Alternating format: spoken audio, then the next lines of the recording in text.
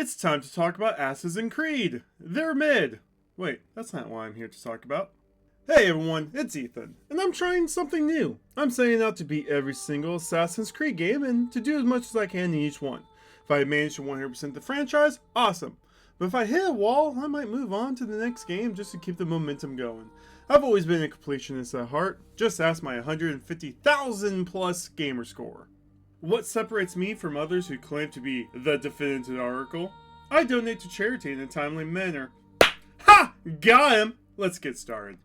When Assassin's Creed launched in 2007, it promised a revolutionary mix of historical fiction, stealth gameplay, and open world freedom. Ubisoft's vision was ambitious, and it laid the groundwork for a franchise that will become one of the biggest in gaming. But strip away the novelty, and you're left with a game that feels more like a proof of concept than a fully realized experience. Don't get me wrong, I remember going to a game art college in 2007 when this game dropped. The college turned out to be a scam, but that's beside the point. One of my classmates bragged about owning a $600 PS3 and all sorts of games, and bragged about all of them, and he loved Assassin's Creed. It was exactly what he wanted. And the game's reviews were high. It's still sitting at an 81 on Metacritic. But if you look over at the user reviews from 2007, it's more mixed than good. I don't even remember how I got the game in 2009 for the 360. Might have been super cheap or free, but I definitely felt more of the negative side of these reviews whenever I played it. I only made it halfway through Memory Block 2 before dropping it. Still, I always kept up the series. I hear friends talk about the later games, and I even bought Assassin's Creed 4 for $5 in a GameStop's 4 games for 20 deal. Knowing the story was connected across the games, I couldn't bring myself to play the later ones without finishing the first. It's become my Moby Dick. In 2020, I was told that the new Assassin's Creed Valhalla had nothing to do with the older games. It was its own story. Nice. I bought it and I spent hours clearing Norway, full clearing the starting area, feeding my completionist brain until I got yanked back to the modern day plot. I read an email in game about Desmond freaking Miles. And just like that old urge again. I couldn't continue unless I finished the earlier games. GameStop had a sale on the remastered titles. I went out and I bought as many as I could to give myself the motivation. I booted up Assassin's Creed. I tried live streaming it in 2020 and quit at the start of Memory Block 3. Backlog again until now. My roommate wanted to play the Jack the Ripper DLC in Syndicate, so I subscribed to Ubisoft Plus for access. That's when I heard the Moby Dick call again. I re-downloaded Assassin's Creed to my Xbox Series X, something that Ubisoft hasn't really made that easy for newcomers in recent years. The first game is strangely hard to access. You can't buy it on the PS5 store, and it's never been remastered or fully remade aside from the 2008 Director's Cut port on the PC, which is also available through Ubisoft Plus. I'll talk more about the changes in that version later. Even with Ubisoft Plus on consoles, the original Assassin's Creed isn't included. That's odd. Given how much of the series is built on the foundation of the first game, you would think that Ubisoft wouldn't make it so hard to find. Set during the Third Crusade, Assassin's Creed lets players explore Jerusalem, Acre, and Damascus. I'm sorry if I butcher any names. The environments were impressive for their time. Detailed architecture, bustling crowds, and the ability to move through the heights of the cities made rooftop traversal fun. Watching my roommate play Syndicate, I was surprised how much of the original DNA of this game carried over to the 9th mainline entry. Ubisoft was definitely cooking in 2007. Maybe they just needed to let this first game simmer a little longer. You play as both Desmond Miles and his ancestor, the assassin Altair. After a brief tutorial that introduces you to the Animus and its controls, you're thrown into Memory Block 1. Memory Block 1 opens with Altair raiding a vault in Jerusalem alongside 2 fellow assassins. We enter a scene with him killing an innocent person. Spoiler, that's breaking the first rule. There's only 3 rules to being an assassin. It's a short read. And Altair will break all 3 within the first mission in this game. After traversing the vault, Altair and his companions run into Robert de Sable, a historical Knight Templar in this game and in real life. Altair, angry, decides to challenge him publicly, breaking Rule 2, hiding in plain sight. Altair fails to kill Robert, and then chaos breaks out. Altair flees, leaving his two fellow assassins to die. When he reports back to Al-Mulim, the leader of the assassin order, one of the assassins that was on Altair's quest arrives, showing that he survived, and then reveals that Altair has broken all three of the Assassin's Creed tenets. Don't kill innocents, hiding in plain sight, and don't jeopardize the order. And then, as if on cue, the Templars show up at Massif, the Assassin's Order's headquarters, putting everyone in immediate danger. Al-Mualim is not happy with Altair, and he tells him to jump off a building, which he does. This introduces the players to the leap of faith mechanic that's going to be in every Assassin's Creed game moving forward. No one wants to survive these. But don't worry, Altair survives. We do a little bit of parkour, then we drop a whole bunch of logs like it's Final Destination 2 on the Templar, saving the day. And then we get our real punishment for breaking all three of the rules in 20 minutes, death. Now it's time for the B-plot. Assassin's Creed games take place across two timelines, the past and the modern day. We are Desmond Miles, who mostly complains to Christian Bale and sleeps. The complaints are fair, he's being held against his will. After every memory block, make sure to talk to Christian Bale as many times as it lets you. There's an achievement to get all the dialogue with her, and if you miss one conversation, you have to start a brand new game to get the achievement. On to memory block 2. We've lost all of our upgrades and need permission to regain them. We also lost a bunch of our health. We went down from 13 to 4. The health in this game is more of how in sync Desmond is with Altair. The more good assassin stuff you do that keeps the timeline normal, the more health you have. We're told to earn our sword back, we need to find a traitor in Massif. Cue the collectibles! There are 420, blaze it, flags hidden across the map. Some involve tricky parkour. Most are in plain sight. You'll learn how to gather intel on targets, eavesdropping, sit on the bench and watch a cutscene, pickpocketing, grab the booty, in interrogation, punch someone until they spill the beans. You'll repeat these steps for every single target. After discovering who the traitor is, you bring him to Al-Mualim, who kills the traitor, gives us back our sword, and sends us off to kill 9 targets. Off we go. We head into the main hub of this game, the Kingdom. It's a supposed open world, but it's mostly blocked off until later. Still, you can climb viewpoints to reveal map details. Sadly, flags don't get marked. Please use some online maps for 100% to save yourself some trouble. Doing viewpoints and some other activities that will be discussed later will help synchronize Altair and Desmond, increasing their health. Combat is pretty basic at first, but it gets smoother as you level up. Save the combat achievements for later, trust me. You'll also find 60 Templar Knights standing around guarding chests you can't loot. Why are they there? Who knows? Just kill them. They hit hard, but good self-assassination saves a lot of trouble. After an hour of collecting flags and killing Templars and wondering what some guards were even doing, I finally reached Damascus. The first activity here, save civilians by killing guards. In returns, vigilantes will help you escape if you're chased, and they also count towards increasing your health. Use some scholars to sneak in, and then start climbing some more viewpoints. There's 9 in this tiny area, a lot for a small area. While exploring Damascus and collecting flags, remember that water will kill you. It's 2007, why is this still a thing? I died a few times here. After collecting the flags and doing all the eavesdropping, pickpocketing, and interrogations, you find out all you can about the first target, Tamir, and it's time to assassinate him. When you finally run into him, he kills a business partner for saying no. My first attempt at this boss fight fails thanks to a beggar NPC who latches onto me like glue. Round 2 goes better. I get a quick assassination and enter a weird animus dream state. Get used to these are something that's in all the games. Tamir drops some cryptic lines while dying. 1 down. We get an escape sequence, and then memory block 2 is complete. I am back to where I left off in 2020. Let's push forward to the end of the game. In memory block 3, we're tasked with eliminating 2 targets, each located in one of the 2 cities we haven't visited yet, Akrat and Jerusalem. Now that both towns are unlocked and the memories, we can fully explore the kingdom, the open world of this game. This map includes 130 collectibles, 100 flags, and 30 Templars. But instead of feeling like one seamless world, it plays more like 8 isolated hubs connected by paths.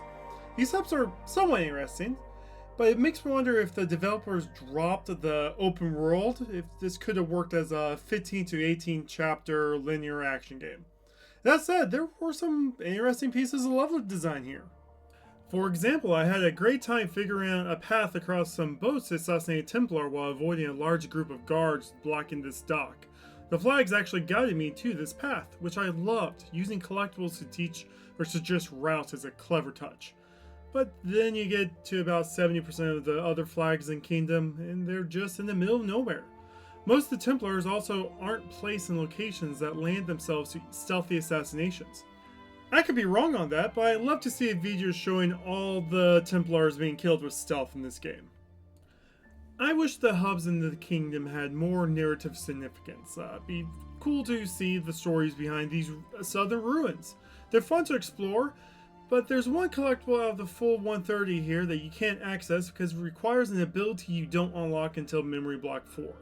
This leads to my main criticisms of the flag design. Why block just one collectible behind a progression-based ability when you could just make a consistent design choice and block 10 or more behind something like the ledge grab upgrade? That would at least feel intentional. I ended up spending about 2 hours collecting everything I could into the kingdom. There was one funny moment that happened near a guard camp outside Acre. While gathering flags, I was spotted by a large group of guards. I fight off 7 or 8, the rest would flee, then another group will show up to investigate the bodies. I fight them, some would run, including, those who was in the first or second fight, and the loop continued like that for about 20 minutes. It felt like a Benny Hill show moment. After wrapping up what I could in the kingdom, I found myself near Jerusalem and decided to hit there next. Each city contains 110 collectibles, 100 flags, and 10 Templars. Then I started clearing out the Ritz district, grabbing flags, tracking down Templars, while syncing with the viewpoints to find investigations. I discovered a new investigation type I didn't know exists: informants. These NPCs test Altair and offer information if you succeed. So far, the new cities have introduced missions where I race to collect more flags, or stealth assassinate guards without being detected. Funny thing, when I started recording this video, spoiler, I'm editing and recording one memory block at a time, I thought the only investigation types were interrogations, eavesdropping, and pickpocketing. That's what actually inspired me to start a PC playthrough too.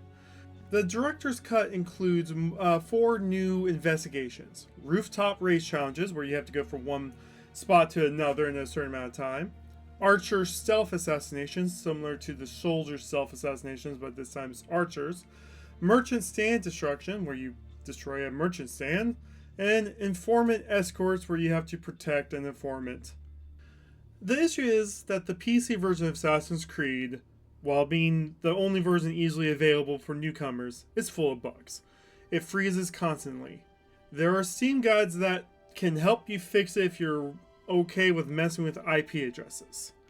The funniest glitch I did encounter, though, with all these bugs, and I really wish I recorded it, happened after I claimed the very first viewpoint in the kingdom. I did a leap of faith and died. I landed right on the Hail Bay like it was rocks, and then Altair's body shot across the map through multiple mountains. It was hilarious. After collecting everything and finishing the free missions, I entered Talel's warehouse. Turns out, it's a trap! After dispatching his guards and chasing him through the city, I eliminated him. Then came the post-assassination animus discussion. I don't know what these are called, but I know they use them in future games. Talal tries to justify his actions, that he was saving the people he enslaved. Yeah, they definitely look saved. Afterwards, I was given the option to fast travel back to headquarters. That's cool, but why can't we fast travel anywhere else in this game? Since I can't fast travel, I race to Acre on horseback, ignoring everyone along the way, and repeat the cycle, collecting flags during a free mission. The target here is Garnier, a doctor who experiments on people who can't fight back. Some claim he even takes healthy individuals and make them sick. However, when we do the mission at the end of this chapter, arc, part of the city? Not sure. We overhear a patient calling their recovery a miracle. With his final words, Garnier insists he believed he was helping people. I mean, I'm sure the guy whose legs he ordered to be broken would say otherwise. With Memory Block 3 complete, we get more story developments involving Christian Bell's character. Yes, I know she's called Lucy Stillman, but I'm sticking with Christian Bell. We also learn more about Warren Vidic, the scientist who kidnapped Desmond. Apparently, Warren saved Kristen Bell's life from being murdered by Abstergo, the company that employs him and is behind Animus. I believe Ubisoft was trying to have this game lean heavily into more ambiguity, suggesting there's more gray than black and white here. Of course, Altair wears white, but he murders people. The last two targets believed they were saving people when they were torturing them. Warren saving Kristen Bell's life even though his company ordered her death. It's worth knowing that in 2007, there was this whole big craze with BioShock and the Saw movie franchise of trying to get the biggest plot twist ever to blow everyone's mind. I'm sure Ubisoft wanted us to question whether or not we were actually eliminating the worst of the worst. I still have 6 more targets to get through to see if they keep going down this path though. Starting with Memory Block 4, I want to talk about this game's progression system. Each time you take out a target, you rank up and regain some of your lost weapons and abilities. After catching the traitor in Block 2, you get your sword and hidden blade back. Then after eliminating your first target in Block 3, you unlock your short blade and the ability counter. From that point onwards, you get mostly abilities since the last weapon you unlock are throwing knives. My only complaint about these abilities, though, is for someone who was a master assassin top of his rank, it feels like Altair should have had most of these skills from the beginning. Let me break down everything I have by the end of Block 4 because I'm not sure how much more the game can give me. You start out with a sword, your basic combat weapon in the early game. 3-hit combo, hold it for a slower, stronger attack, standard weapon. Hidden Blade, the iconic stealth assassination tool that's used throughout the entire franchise in various forms. I get the hype, it is cool, but I wasn't initially impressed by it. Maybe after a few more games I'll come around. The Short Blade offers quicker attacks and lets you throw knives once you unlock them. I had so much fun with this weapon. Whenever I saw a citizen in danger, I pickpocket some thugs for some more knives and just go wild, targeting guards from a distance. The only downside is it's very easy to accidentally throw a knife into an innocent civilian. As I said before, when you unlock the Short Blade, you also gain access to counterattacks, which quickly become the main way you will kill most guards. You'll also gain some sort of a grab counter at the start of Block 4, and the ability to catch ledges while falling. Layer upgrades includes dodging attacks, and even just doing more damage with your sword for some reason. These layer upgrades, though, make no sense. Let me explain. You're Altair, a master assassin. Sure, your rank and weapons were stripped, but somehow you've forgotten all the combat knowledge you spent years developing? Imagine being in the military. It's close quarters combat training day. Your opponent throws a punch and you dodge it. But since you're still a private and not a lieutenant, you're court-martialed for dodging without permission. Or you're a firefighter on probation a few stories up a building, but you fall down and you catch yourself on a ledge. Nope, you're not allowed to do that yet. You're still on probation. Do you see how absurd this upgrade system sounds? This is what Altair's regression feels like. Yes, it's explained that he was stabbed and he experienced a rebirth and he felt the feeling of death. I don't care. He should still understand how to dodge and catch ledges. Using the newly unlocked ledge grab ability, I was finally able to collect the last flag in the Kingdom region. However, now when you try to leave Massaf, the game essentially gives you a stage select option, allowing you to skip the open world entirely. I wouldn't call it fast travel though. You still have to run through all of Massaf just to reach the exit gate, which is about 500 meters away. Once you get there, you're shown a list of destinations and can head straight to any of the cities or kingdom without ever entering the kingdom again. Which I probably won't for the rest of this playthrough. I'm calling this stage select now, because just like in Mega Man, we can tackle these assassination targets in any order. There's nothing particularly notable about the new areas you unlock in each city, aside from the fact you can't see viewpoints when you get into them. You have to find your first viewpoint to reveal the rest. The main theme connecting these 3 targets is that they're all leaders of their respective cities. First, I head to Jerusalem, where I go against Majid ad-Din, the regent. He is currently publicly executing people he personally takes offense to. After taking him out, Altair will return to Al-Mualim and express frustration that every target seems to present a morally gray justification for their actions. It's interesting to see how the game echo points I made early in this video, considering I'm recording these a block at a time. Then I head to Acker, where I infiltrate his stronghold to assassinate him. Again, he justifies his actions with more ambiguity. I fail repeatedly trying to use the escape sequence to get the 25 kills in one fight achievement. After escaping, I have another chat with Al-Mualim, who reveals that all of our targets are apparently Templars. Or so he claims. I mean, I'm already expecting that classic mid-2000s twist. Finally, I head back to Damascus, where I go against Abdul the Merchant King. He's hosting a party that we crash without an invite. He gives everyone wine from his fountain, but turns out that it's poison! He kills an entire party of people. There's no way to morally grade that one. Take him out and Block 4 is complete. We wake up as Desmond in the modern day and we learn that modern assassins are planning to rescue him, and that Abstergo is run by the Templars. Shocker. I kind of figured that one out when we were told they were going to kill Christian Bell. 3 targets remain. I'll likely combine memory blocks 5 and 6 into one recording since it's just the final districts of each city. Since I recorded the last bit, I went ahead and finished the rest of the game, and oh boy, I have thoughts. In Memory Block 5, we're told that the guards are now on high alert and there's more than patrolling. Okay, fair enough. The last time they increased the number of guards, it wasn't that bad. But now, I might be exaggerating, but it feels like 1 in every 5 NPCs in this town is a guard. They're everywhere. Just walking down the street feels like weaving through a minefield in uniform. It's especially noticeable during the Save the Citizen missions. You try and jump in and help, but as soon as the fight starts, a random group of guards just happen to stroll by and decide to join in. So you deal with the original group, then you deal with the backup group, and then right as you're about ready to lock onto the citizen to complete the mission, another group shows up. It's just like clockwork. You end up finding 2 to 4 waves of guards just to save one person. And don't even think about running. The maps are deceptively small, and with how many guards are packed in, escaping is even more trouble than it's worth. Which is unfortunate because the combat isn't fun. Every single guard and boss has the exact same moveset as Altair. Every trick you got, they got too, and at the same skill level. There's no sense of growth or mastery, it's just like fighting to copy yourself over and over. The first target I went after was Jubair in Damascus. It's one of the more interesting assassinations. There's multiple lookalikes dressed like him at different locations. You need to figure out which one is real. The investigation intel gives you a map marker for the real target, and his outfit has a more gold detailing than the decoys. And if that wasn't enough, he glows in gold with eagle vision, so do that. Then I moved on to the very paranoid Sabran, who hides on his ship during the mission, which means Altair has to face his most mortal enemy, water. You have to cross poles and boats to get to him, and as I tried multiple times to approach stealthily, I found no way to reach his ship without alerting someone. Eventually I gave up on the sneaky route, chased him across the dock, and took him out in a rage-fueled sprint to a guard's tower. Make sure to talk to Christian Bell's character a few times after Memory Block 5.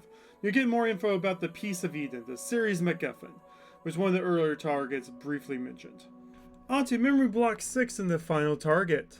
It's around this time I realized that Malik, the assassin contract in Jerusalem, is one of the brothers Altair abandoned at the start of the game. And since Altair has changed so much over this journey, Malik chooses to forgive him. This moment could have been powerful if this game had proper cutscenes. Instead, it's filled with these awkward dialogue while you're locked in place. Like in game, like you can walk around in circles. Anyway, I collected all the flags and eliminated all the Templars. Or wait. Turns out I missed 2 flags in the Templar. Uh-oh. Thankfully, I recorded my entire playthrough. After an hour of reviewing footage and retracing my steps, I got them all. Collectibles complete. Then it's time for the big showdown with Robert. He's at a funeral for one of the previous targets, but surprise, it's a trap. Eventually, throughout this boss fight, we land what should be the killing blow on Robert, but nope. This game pulls the "you're Robert's in a different castle" trick. Robert says equal rights and has a female knight pretend to be him during this boss fight. She tells you where he's at when you go for the killing blow. Altair spares her, and now we race off to where Robert is. I like this twist. It makes the Robert boss fight more of a 2-phase boss fight befitting a final boss. After telling Malik to look into Al-Mualim, we head to Arsuf. It's a gauntlet of enemies until we meet King Richard. Altair spills everything we've learned throughout the 9 targets in the plot to take over the world. Of course, Robert's there to deny it, and King Richard decides to put Altair versus Robert. Whoever wins this duel must be telling the truth. The Robert boss fight, however, is a 9 vs 1 situation, and unfortunately, this won't be the last time I say that. After landing the killing blow on Robert for real this time, we learn through a bit of dialogue that there was a real mastermind behind all of this. Al-Mualim, the 10th member of the group. Gotta love these mid-2000 plot twists. Back in the present, the assassins who were supposedly coming to save Desmond are now dead. We also find out Christian Bale's character is missing a ring finger. Apparently that means she's an assassin. They don't explain it at all. I guess it has something to do with using the hidden blade. We wake up on the final day and hop into the Animus one last time. Al-Mualim has brainwashed the people of Masaf, and we have to fight through about 9 assassins. Once only a few are left, Malik shows up with backup, and then we go confront Al-Mualim. He paralyzes Altair with the Piece of Eden, and instead of walking over and finishing the job, he launches into the classic villain monologue. Al-Mualim goes on to a whole speech about how every miracle in the Bible was created by the Piece of Eden, and God isn't real. But really, you're holding a magic mind-controlling orb, and that's supposed to disprove God? If anything, it makes miracles more plausible. You didn't debunk anything, you just introduced another weird, powerful force into the world. Then it's time for a boss rush. Al-Mualim summons clones of the 9 previous targets. 9 vs 1, again. Defeat them, then it's round 2. Al-Mualim splits himself into 9 copies of himself, again with a 9 vs 1. And since all the enemies fight like Altair, it's beyond repetitive at this point. Once most of the clones are down, we get one last conversation and enter the final phase. Al-Mualim vanishes, and while doing so, removes your sync bar so you're 1 hit away from death. You need to find him, and you have to land a hit, even a blocked one, to restore your sync bar. Do this a few times and you win! After winning, the Piece of Eden activates and shows Altair that the Earth is actually round, shows him many land masses he probably never heard of before, and where all the other pieces of Eden can be located. Altair seeing this also means that Abstergo's seen all this and knows where the pieces of Eden are, setting up 17 years of sequel. Christian Bale saves Desmond during the ending, and it turns out Altair's eagle vision has bled into Desmond. Some cryptic puzzle shows up the internet solved all these years ago, and that was Assassin's Creed. My personal Moby Dick conquered. Now that's done, I feel like a mental block has been lifted. I'm excited to finally get into the rest of the series. That said, my opinion of this game is still the same as it was in 2009 and again in 2020. It has potential, but there's a lot of needed improvement, which I know they do fix in the later games. With the 20th anniversary coming up, this game is perfect for a modern remake. Imagine an Inception-style remake where you're going to the mind of Desmond, who is trapped in Abstergo, going to the mind of Altair. And now, thanks to all the upgrades to the Animus since the first game, the map is bigger, more improved, there's better missions to do, actual cutscenes to show Altair growth instead of awkward in-game dialogue. This game laid the foundation for a huge franchise and deserves a fresh, modern take. If you made it this far, thanks a ton for listening to my ramblings. If you enjoyed it, feel free to subscribe, drop a comment, or share with anyone who might be into this retrospective.